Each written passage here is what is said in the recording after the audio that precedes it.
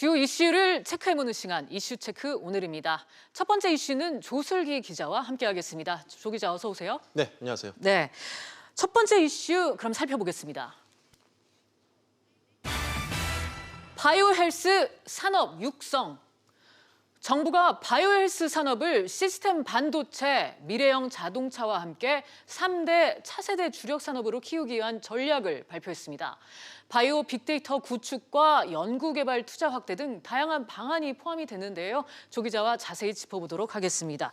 조 기자, 정부가 바이오헬스 산업 육성에 이제 적극적으로 나서기로 했죠. 네, 그렇습니다. 정부가 발표한 이 바이오헬스 산업 이 혁신 전략은 한마디로 이 기술 개발부터 인허가, 또 생산, 시장 출시까지 전 주기에 걸쳐 혁신 생태계를 조성하는 게 골자입니다. 이를 통해 오는 2030년까지 제약 의료기기 세계 시장 점유율을 지금의 3배가 넘는 6%, 또 수출은 500억 달러로 각각 늘리고 일자리도 30만 개를 만들겠다는 목표를 제시했습니다. 오늘 충북 오송에서 열린 바이오헬스 국가비전 선포식에는 문재인 대통령도 참석을 했는데요. 문 대통령은 제약과 생명공학 산업이 우리 경제를 이끌어갈 시대가 머지 않았다고 말했습니다. 대통령 발언 직접 들어보시죠. 지금 이 시간에도 우리나라 기업들이 전 세계 곳곳에서 여러 건의 임상 시험을 진행하고 있습니다. 멀지 않아 블록버스터급 국산 신약도 나올 것입니다. 네, 내용을 구체적으로 좀 더 살펴보죠. 먼저 국가 바이오 빅데이터 구축이 핵심 전략으로 제시가 됐어요. 왜 그런 거죠? 그렇습니다. 의료기술 혁신의 바로 핵심 기반이 바로 데이터라고 판단을 했기 때문입니다. 네. 정부는 이를 위해 2029년까지 100만 명의 빅데이터를 이 맞춤형 신약과 의료기술 연구개발 등에 활용한다는 계획인데요. 환자가 그러니까 무슨 약을 어떻게 처방을 받았고 치료는 어떻게 받았는지 등의 각종 의료 정보가 이 신약 개발이나 임상 연구를 위한 각종 기초 자료로 활용 가능하다는 얘기입니다. 실제로 이 미국도 정부 차원에서 2022년까지 미국인 유전자 100만 개를 확보하는 프로젝트를 적극 추진하는 등 빅데이터의 중요성은 날로 커지는 추세입니다. 특히 우리나라 같은 경우 이 건강보험 등 이 양질의 공공의료 서비스를 기반으로 축적된 이 공공의료 빅데이터를 갖고 있어 여러모로 활용 가치가 높다는 평가입니다. 그렇군요. 신약 개발을 위한 정부의 R&D 투자 그리고 세제 혜택은 어떻게 지원이 되나요?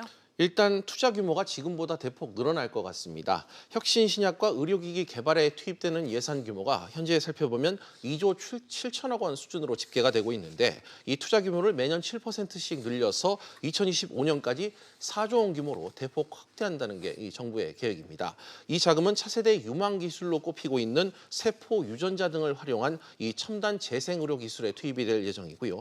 또 바이오 의약품 개발, 유망 신약 후보 물질의 발굴, 그리고 융복합 의료기기 개발 등에 투입될 계획입니다.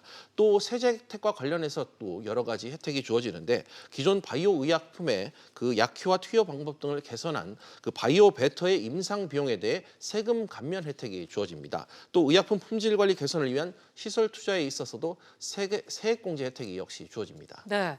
조 기자, 규제 완화도 이 바이오헬스 산업을 키우기 위해서 중요한 부분인 것 같아요. 맞습니다. 바이오 헬스 기업의 이 적극적인 해외 진출을 돕기 위해서 심사 인력을 지금보다 2배로 늘리기로 했습니다. 현재 모두 350명 수준인 이 식품의약품안전처 의약품 심사 인력을 3년 내 700명까지 늘려서 신속한 인허가에 나선다는 계획입니다. 이를 통해 최소 1년 반 정도 지금 걸리고 있는 국내 허가 이 심사 기간을 절반으로 단축한다는 목표를 세워놓은 상태고요. 혁신형 제약사에서 개발한 신약이 신속하게 시장에 진입할 수 있도록 우선 심사하는 제도 역시 도입될 것 같습니다. 규제 완화와 더불어 이 의약품에 대한 안전 관리도 이 글로벌 수준으로 좀 높이겠다는 계획을 이번에 내놨는데요. 의약품 성분이 최근 뒤바뀌어서 논란을 일으킨 이 골관절염 유전자 치료제죠. 이 인보사 사태의 재발을 막기 위해서 앞으로 이 유전학적 그 계통 검사, STR이라는 검사는 물론 바이오 의약품 투여 환자에 대한 장기간 추적 관리가 의무화될 방침입니다. 네, 조 기자, 무엇보다 궁금한 건 이번 대책이 정말 실효성이 있을까 하는 거예요. 네.